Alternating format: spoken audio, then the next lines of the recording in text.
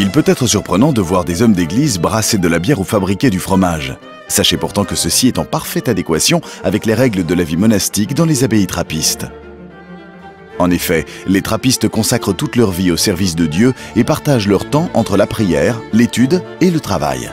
Ils peuvent produire notamment eux-mêmes leur fromage et leur bière, car tel que le veut la tradition de la trappe, les moines doivent vivre du travail de leurs mains. Cette tradition s'est bien entendu perpétrée à l'abbaye Notre-Dame de Scourmont à Chimay. En été 1850, un groupe de moines provenant de l'abbaye Saint-Sixtus de Westvleteren vient s'établir sur le haut plateau de Scourmont, à côté de la ville de Chimay, sur une terre offerte par le prince de Chimay. Au prix de leurs efforts, ils transforment le sol ingrat en un territoire agricole fertile. En 1862, l'activité brassicole démarre. La première bière de Chimay est brassée. Elle sera logiquement baptisée la première et continue son existence aujourd'hui sous l'appellation plus connue de Chimay Rouge. L'abbaye de Chimay est devenue aujourd'hui, avec sa brasserie, sa fromagerie, son auberge et ses autres activités, un important pourvoyeur d'emplois dans la région. Sachez que seules 7 bières au monde, 6 en Belgique et 1 aux Pays-Bas, peuvent revendiquer l'appellation bière trappiste. C'est-à-dire qu'elle est brassée dans l'enceinte du monastère trappiste sous le contrôle et la responsabilité des moines et qu'une partie substantielle des bénéfices est redistribuée pour l'entraide sociale.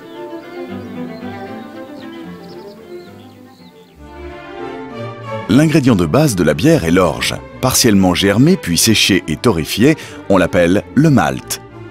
En fonction de son degré de torréfaction, on obtiendra du malt plus ou moins coloré.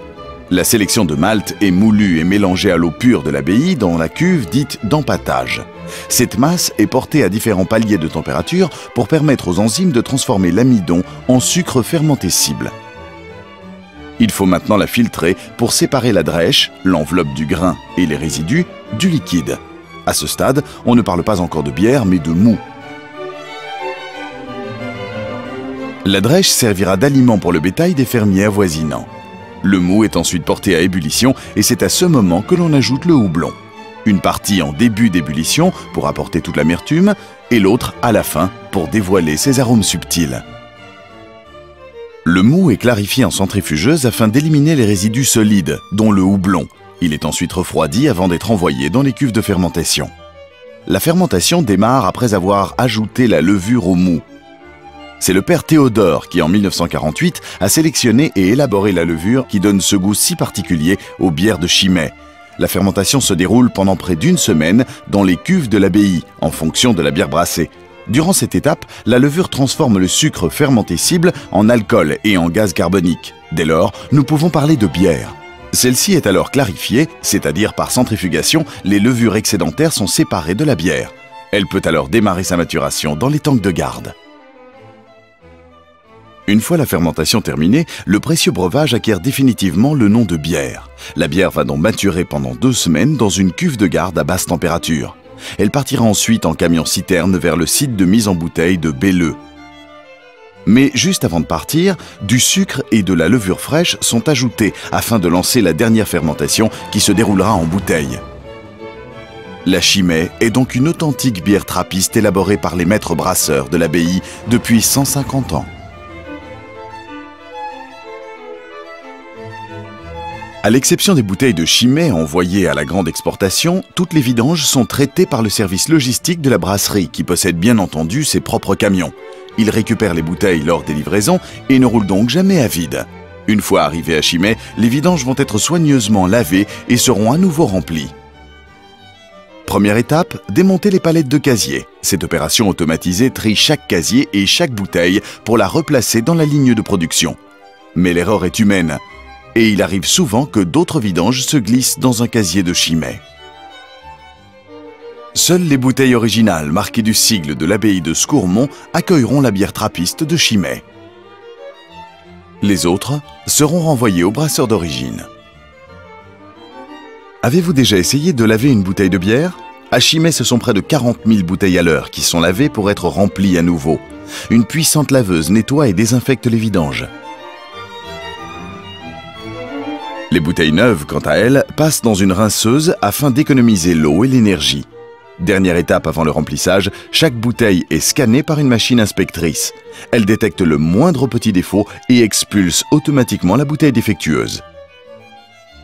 Et voici le grand moment, celui où la bière trappiste de Chimay est mise en bouteille. Un circuit continu assure le remplissage. La bière coule dans la bouteille qui est immédiatement rebouchée. Elle y restera à l'abri jusqu'à la dégustation. C'est cet équipement très moderne qui permet à la brasserie de Chimay de préserver toutes les qualités de sa bière. Vient ensuite l'étiquetage qui identifie chaque bouteille, son contenu et sa destination. Il reste à placer les bouteilles en casier afin d'en faciliter le transport et la commercialisation.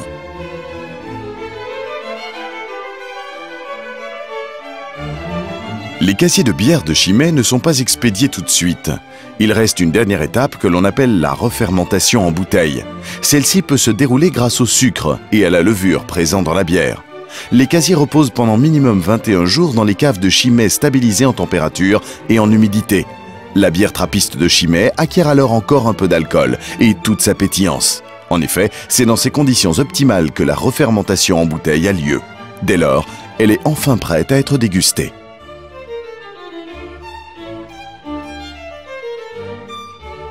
Une partie importante des bières trappistes de Chimay est destinée à l'exportation. C'est ce qui vous permet d'apprécier votre Chimay à Paris, à Rome, à New York, à Tokyo ou à Buenos Aires. Plusieurs pays sont fournis en casier, mais pour l'exportation lointaine, la Chimay est expédiée par carton. Certaines bouteilles sont donc reconditionnées après leur sortie de cave. Elles sont prêtes à partir dans le monde entier afin d'y être dégustées.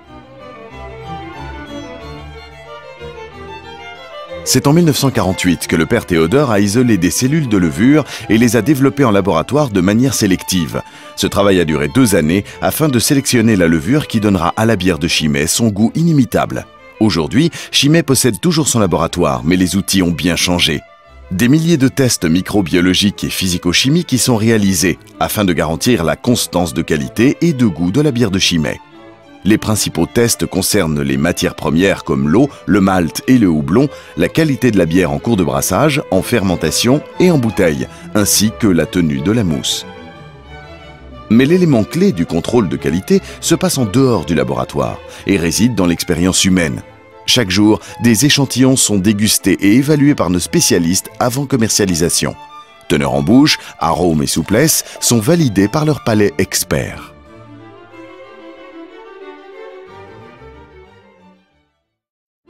La Chimay rouge est sans équivoque le produit historique de Chimay, puisqu'elle fut la première des 3 bières brassées à l'abbaye en 1862. Elle était à l'époque proposée exclusivement en bouteille de 75 centilitres bouchonnée. C'est à partir de 1948 qu'une version 33 centilitres est créée. La Chimay rouge révèle une teinte cuivrée et développe un arôme fruité, laissant apparaître une touche amère et rafraîchissante. Vous la dégusterez à la température de la cave, entre 10 et 12 degrés. La Chimay triple est une bière blonde ambrée. Elle est la dernière née de l'abbaye et est reconnaissable à sa capsule blanche. Elle a été élaborée en 1966 par le père Théodore. La triple existe en bouteille de 75 centilitres sous l'appellation 500. D'une couleur dorée, elle allie douceur et amertume avec un équilibre étonnant. Servez-la à une température de 6 à 8 degrés pour en apprécier toute la saveur. La Chimay bleue a la plus forte personnalité des 3 bières de Chimay. Elle fut d'abord brassée comme bière de Noël. Vu son succès, elle sera ensuite produite tout au long de l'année. Elle est disponible en 75 centilitres sous l'appellation Grande Réserve. La Chimay bleue est la bière brune par excellence à l'arôme puissant. Elle pourra mûrir quelques années en cave afin de révéler toute sa saveur. Vous la dégusterez alors entre 10 et 12 degrés. Le summum pour un bar ou une brasserie, c'est la Chimay triple au fût. Cette bière d'une grande fraîcheur est unique. En effet, comme en bouteille, elle n'est ni filtrée ni pasteurisée et refermente en fût de 20 litres pendant 3 semaines. C'est la bière idéale de l'apéritif qui sera servie dans les verres calice Chimay de 25 centilitres. Toujours fraîche avec une mousse légère et onctueuse, elle ravira les consommateurs les plus exigeants.